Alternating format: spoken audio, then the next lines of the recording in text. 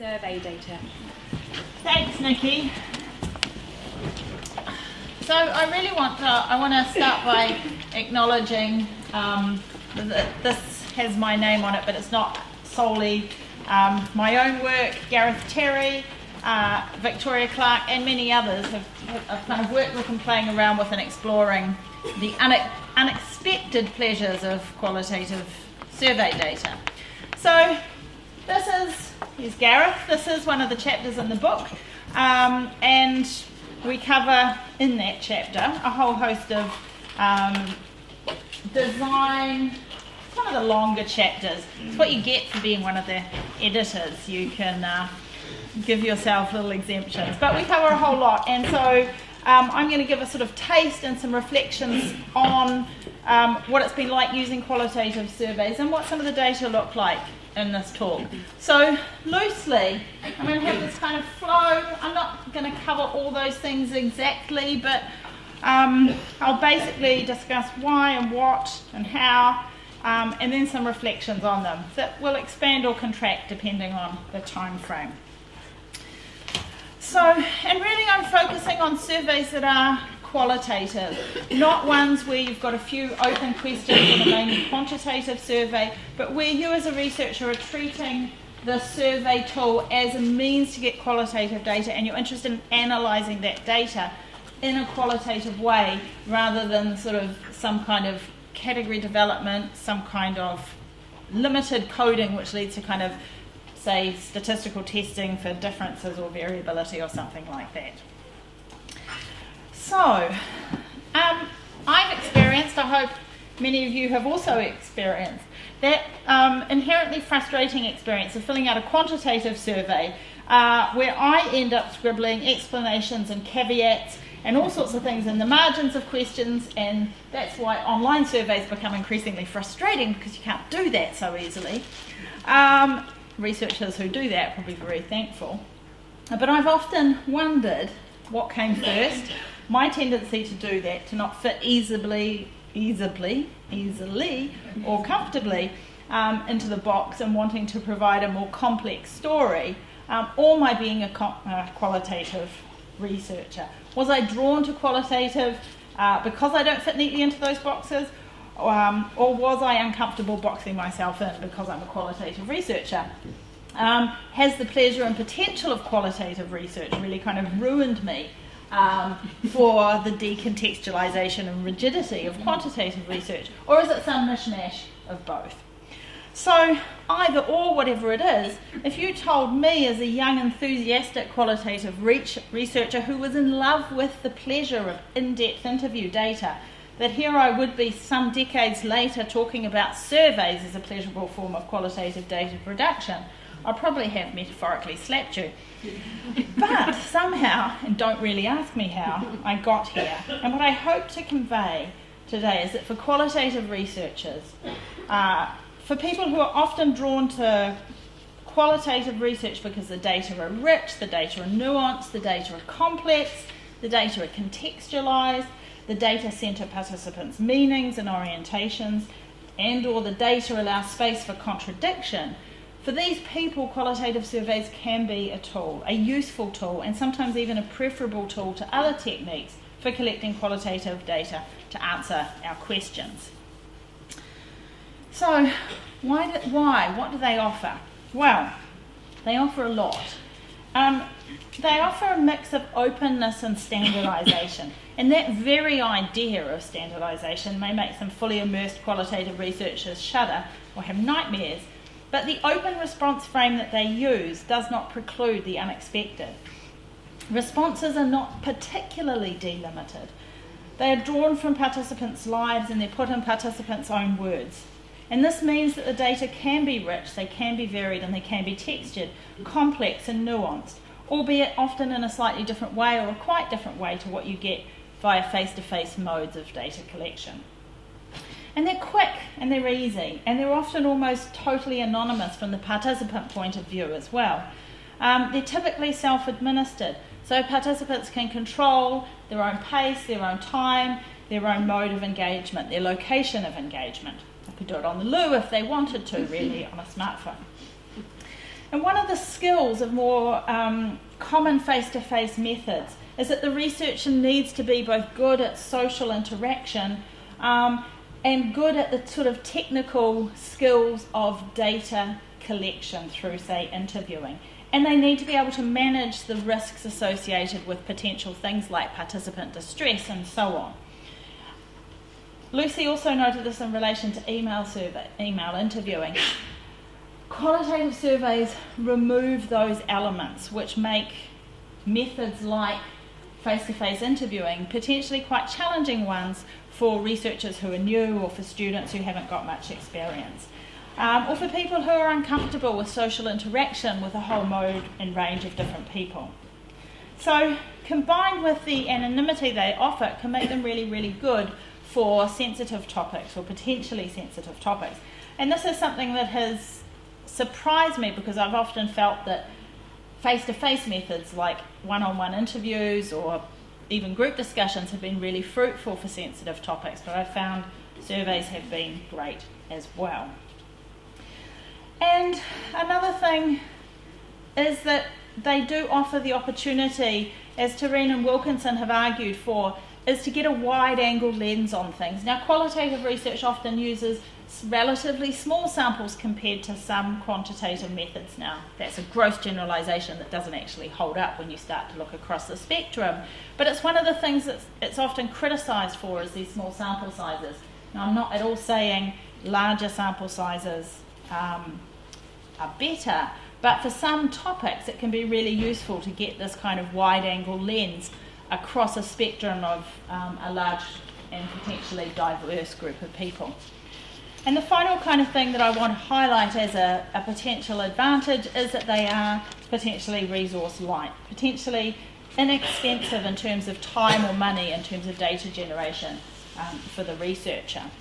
And one of the surveys that I'm going to talk about, we collected hundreds and hundreds and hundreds of responses over one particular weekend, something that you'd never be able to get using kind of many of these other different modes, face-to-face. So what am I talking about? Well, we all know about surveys, we all know about questionnaires probably. We've probably participated in many ourselves. They involve text-based modes of qualitative data collection. So, by and large, participants are writing their responses. They have a series of questions which are predetermined and presented in a fixed order, but for a qualitative survey they're open-ended. So you get questions like these, and I don't know if you can see those even if you're at the front, but it's a whole series of questions. This isn't exactly how it looked like. This is just a snapshot of the questions themselves. How do you feel about men removing body hair? How do you feel about men who alter their body hair in any other way, for example, trimming, bleaching? Why do you think men might remove or alter their body hair?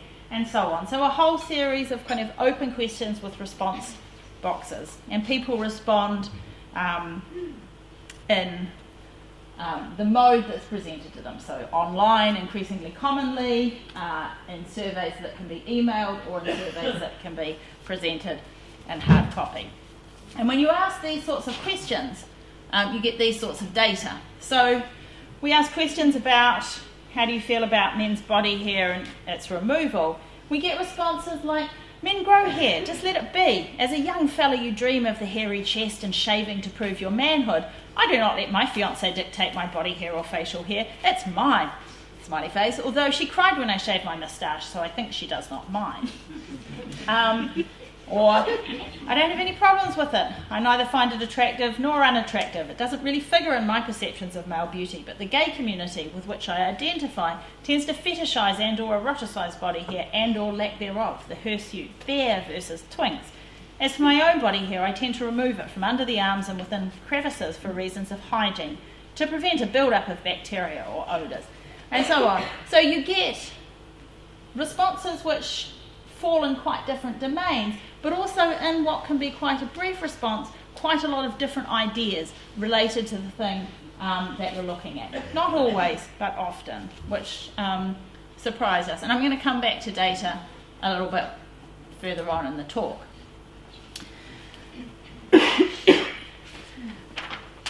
So with any research, any student that I've ever taught will be like, she goes on about this all the time, about the importance of kind of fit between research question, the type of data that we generate and the modes that we generate it through. Qualitative surveys, when we've played around with them, have suited both really broad and quite focused research questions, and questions that cross a whole spectrum of different types of things that we might be interested in, such as the experiences that people have, or the practices that people report engaging in, or the views and perspectives that people have in relation to a particular topic. And we've also found them useful for accessing socially shared or socially based meaning or meaning making, such as the work that Gareth, Kerry and I have done around body hair. And one of the questions that we kind of asked is how well can and do they suit these more constructionist or critical readings around data. And I find we've found certainly in our projects that they work really well. So to give you an example, we did this body hair survey. We had nearly 600 completed surveys out of almost 800, quite a large drop-off, which I might mention a bit later.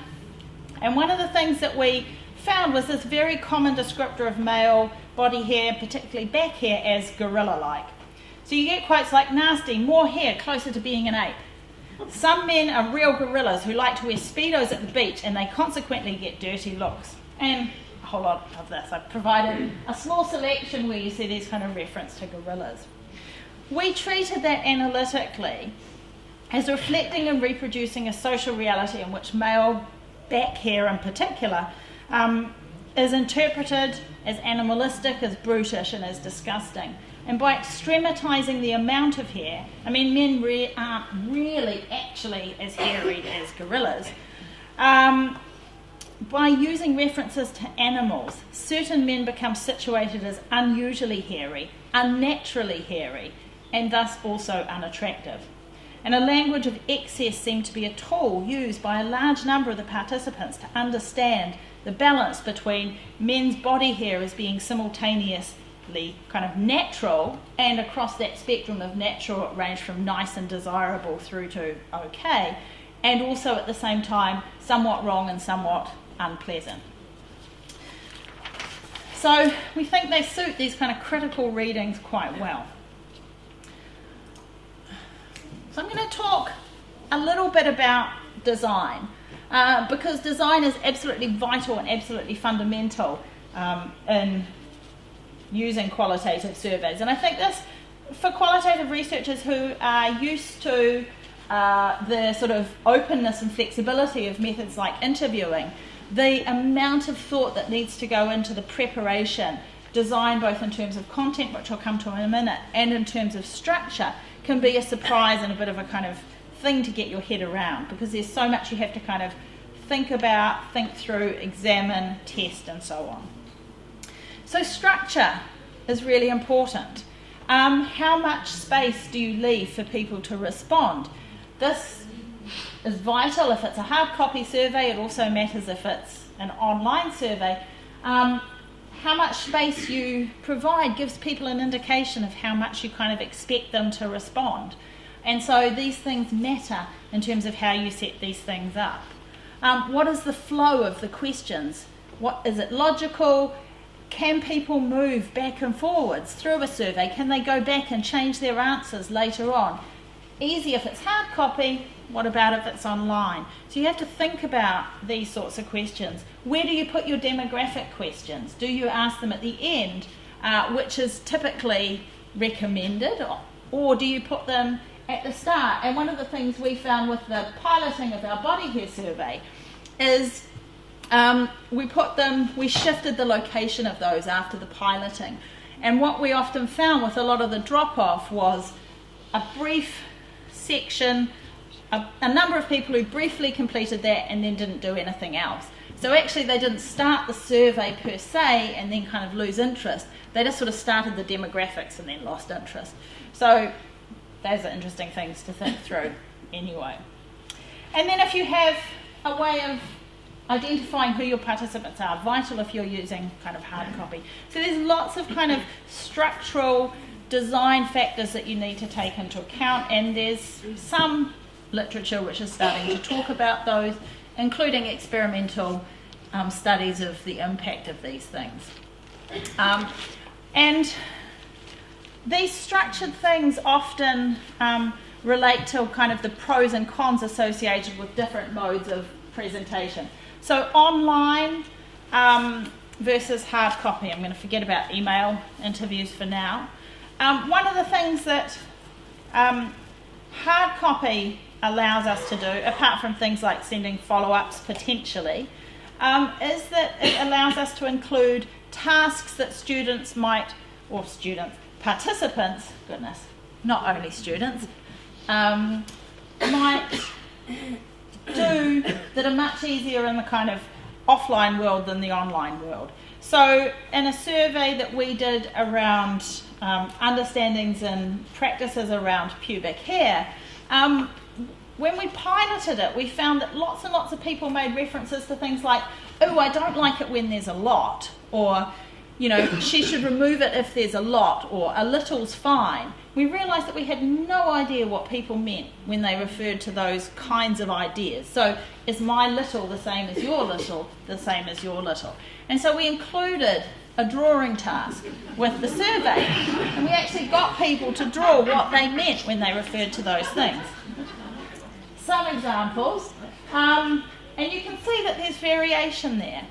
And then we also, because we were just kind of interested and curious, we got people to draw what they thought was the most attractive amount on a male or a female body.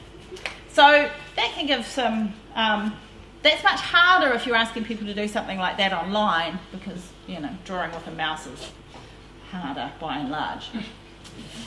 For me anyway, maybe that's my oldness. Online have lots and lots of advantages, and increasingly I would go to online surveys by and large, but it's again really important to think about who our participants are, what they have access to, what they feel comfortable with, and so on. They offer the highest level of anonymity, and if we want to do anything kind of audio, visual, interactive, they offer the potential to kind of embed that within the software that you need. And some of the programs like SurveyMonkey or Qualtrics that you might use, some of these offer the potential to start coding data into categories or into kind of patterns and themes within the programs themselves.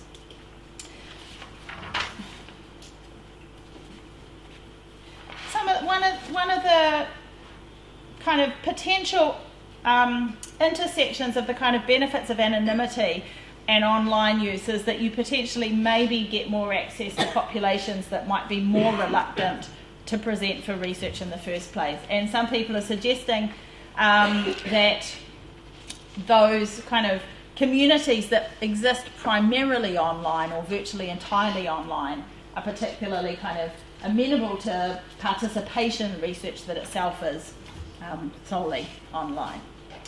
So there's also issues around content design, and this is really where you've got to put heaps and heaps of thought into surveys. And I think the most kind of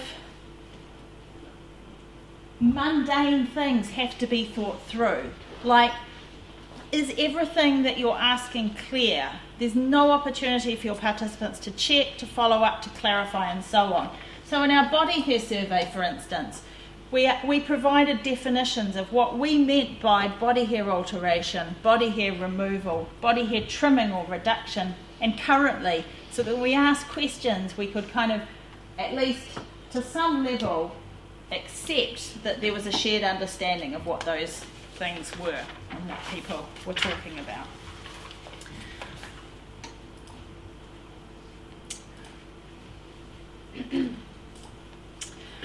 It's also really, really important to be really clear and precise and to think about what you're asking and the way that you ask it and what implications and assumptions and ideas you might carry through in those types of questions. So it's quite different to ask, why do you think women remove their body hair compared to why do women remove their body hair? One, you're asking people to give you their opinion, and another, you're asking them to provide the truth. They're quite different tasks, so precise wording becomes really important. And also thinking about the mode in which you ask people to respond. What do you think when you see a woman with underarm hair versus what do you feel when you see a woman with underarm hair, is asking and evoking a different type of response. And when we talked through this very kind of question, what we actually ended up asking was something quite different, and it was a question that we said, what sort of reaction, if any, would you have if you saw a woman with hairy underarms? Because we didn't want to kind of inadvertently reiterate the idea that seeing a woman with underarm hair is abnormal, or that a woman with underarm hair might need to evoke some kind of reaction in you, or that you might have some kind of reaction to that person. So question, precision, clarity is really important, because they inevitably carry some of our subjectivity as researchers, and they will shape the kind of data that we get. Length versus breadth, another thing, very important. Our survey that we did was massively long. People suffered through it. We thank them for their suffering through it. But generally, 3 to 4 to maybe 25 to 30 questions is recommended. But you've got to have this way of kind of managing depth versus length versus engagement and so on. So it's not like there's a right or wrong answer. If it's not generating the type of data that you want, the level of engagement that you want, that's when you have particular issues. So other things that are key: preparation, I've emphasised that. Piloting, absolutely vital. With your participants, or asking people to give you feedback about the experience. And I can't really emphasise how vital this is, because we changed quite a bit in that survey and various other surveys I've done on the basis of piloting, because you don't get the chance to change things in situ. You just run with it once it's done, and if it doesn't deliver, or there's problems with it, then you can figure it out at that time. And don't forget about proofing. Nothing worse than having gross errors like I had. I did one where I had public hair, not pubic hair, throughout the survey. The only thing I really want to highlight in terms of ethical considerations is around anonymity. And they have a high level of felt anonymity for participants by and large. But ethically, they're not considered anonymous, because there's the potential for UPI tracking if online. And that means that you have to kind of navigate how you present and what they mean, but participants themselves, by and large, feel that. I'm not going to really talk about sampling again. Obviously, sampling is an important consideration. The only thing I want to highlight is that there is a temptation when you get large sample sizes to start to think about wanting to make claims about representationalness and generalizability and those sorts of things. And that's really problematic in qualitative research. So you have to sort of think seriously through the sort of types of claims that you might want to make about your sample. So things that can go wrong. Drop-off or non-completion. So people not filling out the whole of the survey. This is an important consideration, because generally we don't ask questions that we don't want answers to. You can get a lack of serious engagement, and I think this can be a particular risk in things like participant credit schemes, where people aren't sort of incentivised, and maybe if you're not going through and checking the data, there's a risk of that. Generally, I've found really good engagement with the surveys I've done, and I think that's because they're ones that people feel interested in the topics. And there's a risk of things like trolling type responses and zinger type sort of short, witty, pithy, ha-ha type clever responses that kind of perhaps reflect some kind of social media effect and so on. But a lot of that can be counterbalanced through clear instruction. So, I'll spend the last little bit reflecting on using qualitative surveys and answering the question of, can you get good qualitative data from surveys? The short answer is yes. And are they as unidirectional as they might seem? So, I think you do lose depth. It's inevitable that you lose depth by and large. And but you do gain breadth. What we found though is often the responses that are quite short often contain similar ideas, similar contradictions, similar tensions to some of the more elaborated and deep and thought out types of responses that we get. So, and I don't think it's inevitable that this is what an output from SurveyMonkey looks like, by the way. It's not inevitable that you will necessarily not get elaborated and not get rich answers. The data aren't necessarily always short or shallow. So here's an example. There does seem to be an element of sexism involved in the expectation for women to always be waxed when men aren't. So on principle, I should say no, they shouldn't. But I know that they wouldn't. I know that I wouldn't stop my hair removal because these values are so embedded in society now that I think I would feel uncomfortable in myself if I did stop. So I think that what women should or shouldn't do depends on them and how they view the matter. So data like these aren't thin. There's a lot going on. They're rich and they tell us a lot about the sorts of things that we are interested in. So they allow for the rich, the complex, the surprising, the unexpected, and so on. And the other thing I wanted to just briefly touch on was the way we've found across a number of different surveys and some really good examples from some of Victoria's students' projects, which I'm going to mention, is the way participants also kind of talk back and argue with the researcher in these modes of data collection. So they do the equivalent of me scribbling things on surveys when I don't like the assumptions that are embedded in them, such as this question: the district nurse always came at the time she said she would. It's like, wow, what about when he came or they came? The responses that we have got in some of these surveys tell us the participants want to engage us or that they challenge us to think and to be clear. Now often, ironically, this is in projects where that's what we're actually trying to do through the project. So here's an example from one of Victoria's students, former students, Danielle Person, and she had a question: do you think lesbians deal with infidelity or cheating any differently from other sexuality groups? And then I think this is a simplifying and universalising question. It's very dangerous to talk about lesbians as if they were a group that had anything in common other than a gender identity and choice of gender and partners. Lesbians are not a homogenous group. They are individuals and deserve to be treated as such, as does anybody else. Now, that provides, I think, a really good example of the way in which the assumptions of you as a researcher can be checked through this process, perhaps as they could in an interview, but actually perhaps more likely than it might be face-to-face. Because if you ask that question of someone, they may not feel comfortable, given the power relationships and so on, in interviews. And there's another, just to finish with kind of another example, is about gendered roles in kind of housework, childcare and so on. And in male respondents, it's not about playing roles. We're not actors in a fucking play. It's about getting things done. Of course, two partners in a heterosexual relationship do different things. If neither cooked but both washed up, they would both starve to death in a spotless kitchen.